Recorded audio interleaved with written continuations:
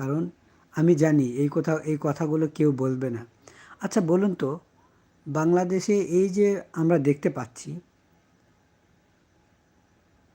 সরকারি যারা কর্মকর্তা বা সরকারি যারা চাকরি করে তাদের প্রত্যেকের বেতন বৃদ্ধি করছে।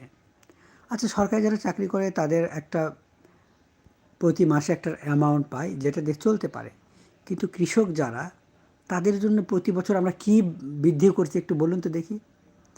বরঞ্চ কৃষককে মারার জন্য সারের দাম বৃদ্ধি, সেচের দাম বৃদ্ধি, ইভেন কি আমরা যে প্রতিনিয়ত দিনমজুরকে খাটাই সেটার দামও বৃদ্ধি করে দিছি কৃষককে জবাই করার জন্য, কৃষককে শেষ করার জন্য, যাতে করে কৃষক কোনো রকম আর ফসল ফলাতে না পারে।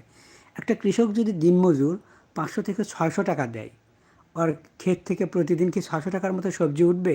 প্রশ্ন আমার, উত্তর আপনারা দিবেন। তাহলে একজনকে তো দিতে হয় না। একটা মাঠে মনে করেন দিনমজুর যেগুলো শ্রমিক 5-7 জন করে লাগে। তার 5-7 জন যদি 1 বিঘা জমিতে লাগে, আমি প্রত্যেককে যদি 600 টাকা করে দিন দিই, তাহলে কত আসে বলেন তো দেখি।